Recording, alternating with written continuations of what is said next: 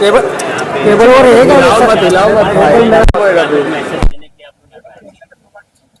Multiple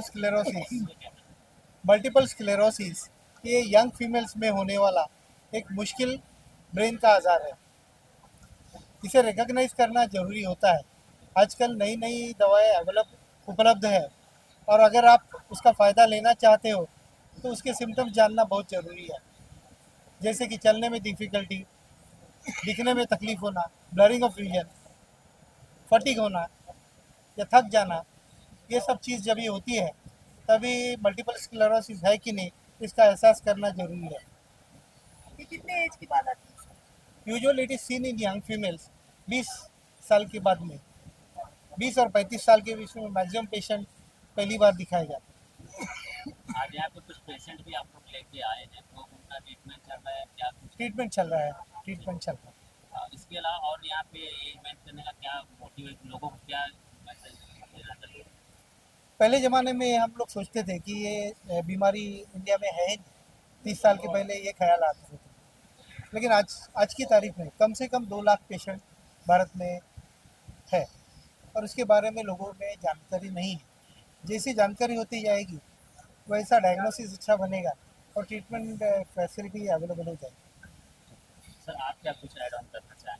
क्या हमारा यहाँ आने का मकसद ये है कि हम एक कलेक्टिव वॉइस रेज करें, हम एक प्लेटफॉर्म पे जाएं जहाँ से हम इन पेशेंट्स का सिम्टम्स को समझ सकें, और एक बार हम वो समझ पाएंगे तब हम रियलाइज कर पाएंगे कि जो यंग पेशेंट्स हैं ये किस दुख से गुजरते हैं। well, they're going through a lot of symptoms, and once we understand this, I think we will be advocate in the society, going back and talking to people and making more people aware about the signs and symptoms of MS, as Dr. Pathan explained. The whole idea is that everybody knows about MS, and once everybody knows about MS, I think we'll take steps to address the need gaps in terms of treatment. And as Sir said, I mean, now we have transformative therapies available which can not only slow down the disease but can actually stop the disease, and the patients with MS can actually live like you and I and normal human beings. बच्चों में भी समस्या आती है, that is called as young MS. बच्चों में भी ये होता है। ऐसा कहा जाता है कि एमएस का जो एज स्पेक्ट्रम है 2 साल से लेकर 92 ये एज में एमएस देखा गया दुनिया भर में। क्या ट्रीटमेंट क्या दे रहे हैं आप लोग? कैसा क्या ट्रीटमेंट इसमें 2 टाइप होते हैं। पहला टाइप जो होता है उसमें पेशेंट को अटैक आता है। जब भी अटैक आता है तभी 5 दिन का सोलोमेड्रोल बोल के एक दवा होती है, वो दी जाती है नस में से, उसे अटैक रिवर्स होता है। और दोबारा अटैक न आए इसके लिए प्रोफाइलैक्टिक ट्रीटमेंट होती है। तो 2 तरीके की होती है। अगर डिसीज़ काफ़ी ज़्यादा गहरा है तो उसके लिए स्ट्रॉन्ग दवा दी जाती है, जैसे ऑक्लूजुजिनाब है। अगर इतना गहरा नहीं है तो इंटरफेरॉन्स है, प्लेटियमर है, फ्यूमारेट है, या कुछ ओरल दवा है जैसे टेरेफ्लुनामाइड है, ये दी जाती है। इस मीडिया के माध्यम आप क्या कहना चाहिए? इसके बारे में अवेयरनेस होना जरूरी है। ये हो जाए तो ज़्यादा से ज़्यादा पेशेंट पकड़ में आ जाएंगे, जल्दी से जल्दी उनको ट्रीटमेंट मिल जाएगा and they will recover fast. क्या मतलब पैकेज रखा है आपने इसको? पैकेज तो नहीं रहता है इसमें। देखिए, टेरेफ्लुनामाइड जैसी दवा है उसका महीने का खर्चा 2000 रुपये होता है, और हायर लेवल पे जो दवाई आती है उनका 60 लाख तक में साल का खर्चा होता है। दोनों स्पेक्ट्रम अवेलेबल है, depending upon what is availability, ज़रूरत क्या है और अफोर्डेबिलिटी क्या है, उस हिसाब से उसका ट्रीटमेंट प्लानिंग किया जाता है।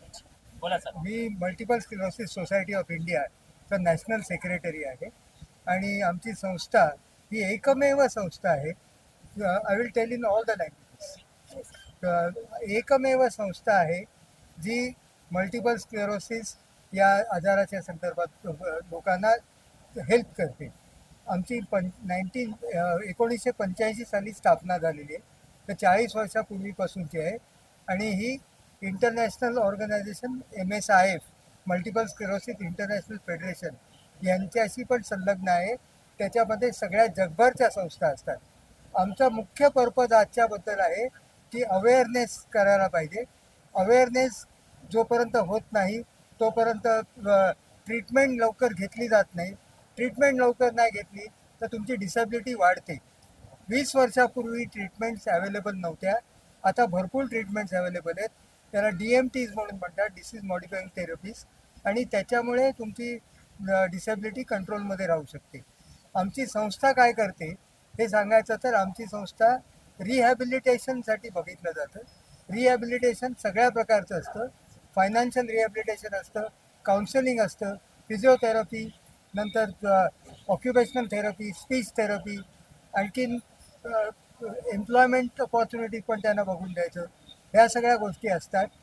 ह्याच्याशिवाय आम्ही ॲडव्होकसी पण खूप करतो. ॲडव्होकसी केल्यामुळे मल्टिपल स्क्लेरोसिस ह्या 21 disability, one of the 21 disabilities under RPWD act 2016 झालेला आहे, आणि त्याच्यामुळे त्यांना डिसेबिलिटीचे बेनिफिट्स मिळू शकतात.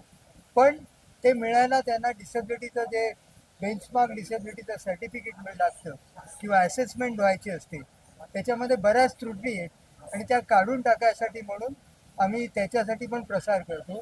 आणि शिवाय आम्ही इन्शुरन्स पण यांना मिळायला पाहिजे हे बघतोय. इन्शुरन्स किंवा त्यांचं क्लासिफिकेशन ॲज रेअर डिसीज, या सगळ्या गोष्टी आम्ही बघतोय, या ॲडव्होकसीमध्ये येतात. म्हणजे आम्ही सर्वांगीण प्रकारे मल्टिपल स्क्लेरोसिस ज्याला कोणाला झालेला असेल त्याला हेल्प करायला बघतो.